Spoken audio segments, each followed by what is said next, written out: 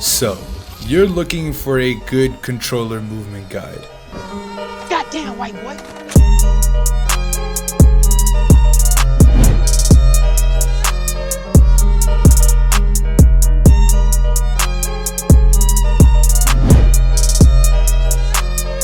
Maybe even some settings. Well, I'm here to deliver.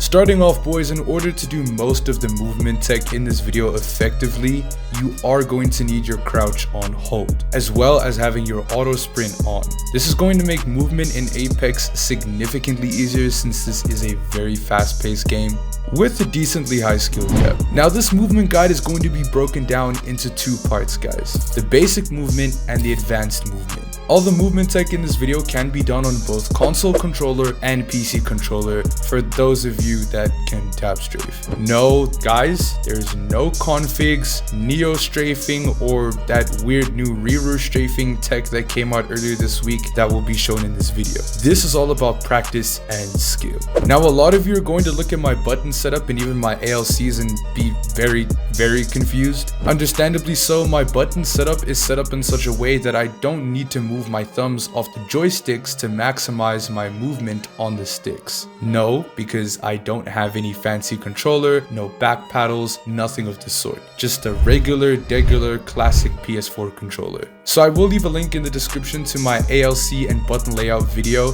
I do highly recommend that you watch that video before you watch this one. That has all of my settings for a normal PS4 or Xbox controller, because not all of us have fancy ass controllers and back paddles and whatnot. So starting off, boys, the first thing you need to know is that if you are strictly doing this for movement, then Octane is the ideal legend that you want to be using for movement. His tactical gives him crazy speed, and most movement mechanics with Octane make him almost impossible to hit when you use his tactical. However, there are legend specific movement techs that we will be going over in this video as well. Now, the very first and very simple one is slide jumping. The most basic movement of Apex. Everyone does this. All you need to do is just get enough speed by sprinting, holding in your crouch button, and jumping. As basic as this is, it's the building block for all movement in Apex. You can enter and exit with this, use this for speed whilst moving around. It's definitely faster than just sprinting alone, and it does allow you to traverse the environment in every map with ease. Definitely make slide jumping a muscle memory. Keynote, guys, do not forget to holster your weapon when running or just about to engage any of your opponents. Holstering your weapon makes you run faster. Now, when in fights, majority of people do actually know to holster their weapon, but they don't do it fast enough or often enough. People will still run around with their gun when it doesn't need to be out. Only have your gun out when you need to shoot, and holster it the moment you decide to leave a fight and reposition, or you just simply don't need it. Also, always make sure to pull your gun out before you slide jump, so it can always be ready to fire when you slide jump on an enemy. The next movement tip we will be going over is wall jumping. This movement tech is also very common, very useful, and very essential if any one of you guys want to master movement in Apex. All you have to do is slide towards the wall, jump, and as your character interacts with the wall, jump back off in the direction that you want to go. So it'll go along the lines of run, slide, jump, interact, jump again. You can use this in many different ways to escape fights, make it harder to hit you, engage in fights, style on your enemies, or just simply snap someone's ankles. And maybe you just want to be a flashy show off. Wall jumping is perfect. Combine this with slide jumping and you will have come closer to mastering your movement in Apex. You can also shoot enemies right after a wall jump just to catch them off guard, snap their ankles, or maybe make yourself harder to hit. This definitely needs to be a muscle memory habit in your gameplay. The next one is fatigue jumping. Now, fatigue jumping is very similar to wall bouncing, except it's not about speed and distance, it's about height and gaining the upper hand mid-fight. You can only perform a fatigue jump after after already jumping once. Because after your character jumps once, they become quote-unquote fatigued, and this enables you to fatigue jump the exact same way that you would wall bounce. Instead, you don't slide into the wall, you just run or walk to it, jump into it, interact, and jump off. It's that simple. You know you did it right because this jump gives you insane jump height, and it's a lot more, I don't know, floaty and slower than a wall jump. This is mostly used in gunfights, but you can use it to traverse the environment or escape a fight if you need to. The next one is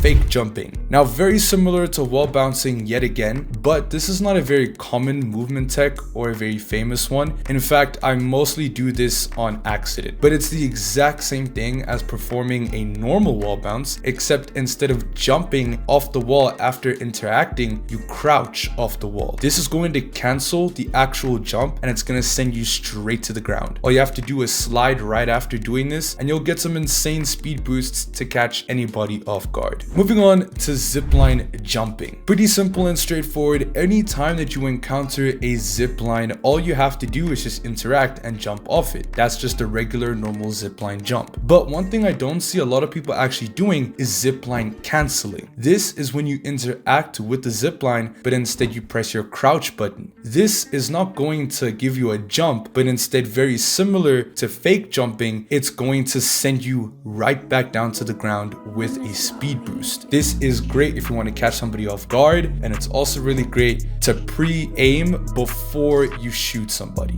You can also use zip lines to just redirect wherever you want to go. It's quite simple. You just jump onto the zip line, interact with it, look wherever you want to go, left, right, up, down, and jump off of it. The next one up is bunny hopping. Now remember, this is one of those tips that require you to have your crouch on hold, because when you bunny hop, what you're going to be doing is you're going to be slide jumping, and after your jump, you're going to be holding in your crouch button, and with the correct timing, you're going to be pressing your jump button consistently. This is going to allow you to bunny hop. Now, bunny hopping can be broken down into a few categories, such as bunny hop ADSing. Bunny hop ADSing is a great way for you to keep the heat on your target, making yourself hard to hit whilst being flashy at the exact same time. The only downside to bunny hop ADSing is that if you are bunny hopping normally, you'll notice that short bunny hopping, which is basically just bunny hopping normally, makes your ADS very, very wonky. As you can see in the example, whenever I bunny hop ADS, my aim is just all over the place. I can't hit the target properly. It's just not good.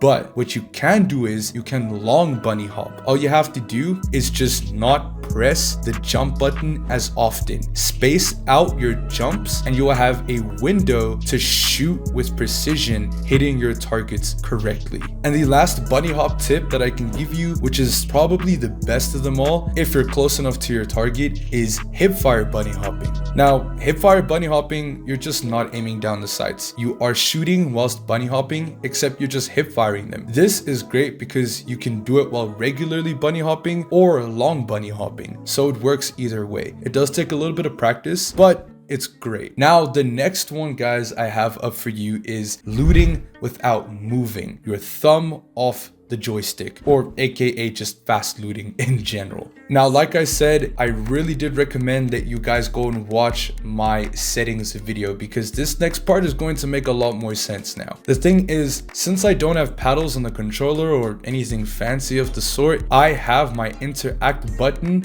on R1. I have my interact button on L1. And my jump button is R1. This allows me to loot really fast and quick without actually having to lift my thumb off of the joystick. Not only that, it allows me to loot with the camera stick while simultaneously using my L1 button to loot, which just allows me to pick loot up much faster. I don't need to stand and then use my left move analog stick to decide what I want to loot. I just land, look at what I need, hold in L1, and immediately grab what I want, and I'm the first person with the gun off the drop, and I'm dropping bodies already. I highly recommend that you guys go and watch my settings video to understand this a lot more better. It's going to give you a full breakdown of everything that you need to know about some of the best settings that you can get for your controller custom. Now, moving on to a bit more of the advanced stuff in Apex, and we have super jumping. Super jumping is by far one of the most famous movement mechanics in the game, and it's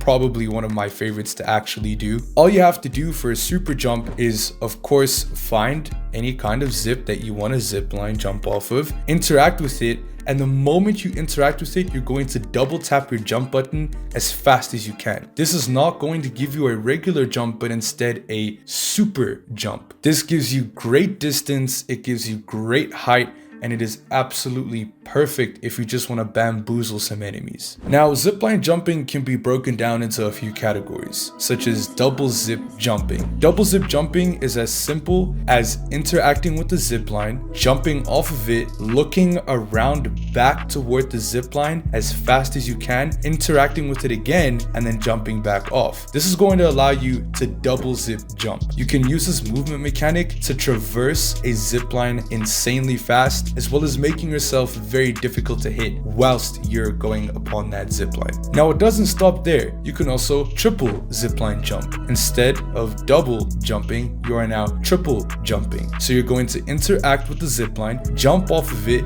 turn around mid-air, look back at the zipline, interact with it, jump off, and repeat that twice. That is a triple zipline jump. Now, a double and triple zipline jump are not the easiest to execute, especially if your camera is slow or maybe your settings just don't allow you to move your fingers fast enough to do it. It will be a little bit difficult to execute, but with a little bit of practice and just consistency, you'll be able to do this easy. And the last super jump tip is super jump idle. For some weird reason, I don't see a lot of people talking about this one, but it's pretty popular and it's actually really simple to do. All you have to do is perform a regular super jump on a zip line. But the moment you get into the air, you are going to pull back your joystick. This is going to give you more height than it will distance, keeping you closer towards the zip line, and it's going to keep you in the air, idling for a few seconds. This is really good if you're in zipline buildings or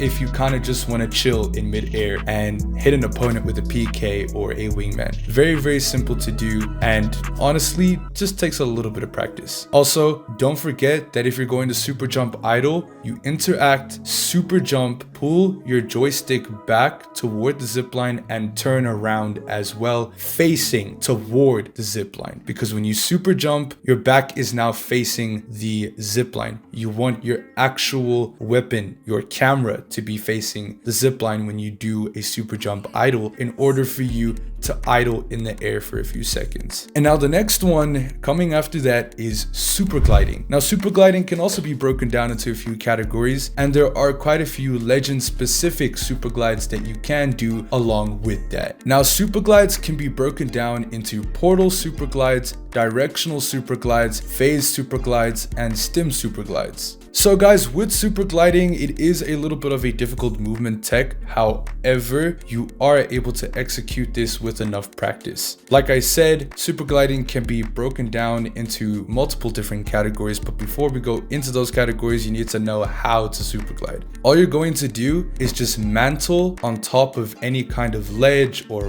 box or edge, or just mantle anything. But as you mantle, you're going to press in your crouch and jump button at the exact same time whilst pushing your move joystick forward. This, if timed correctly, is going to send you flying. Trust me, it sends you flying. Like I said, it's a little bit hard to get the timing down.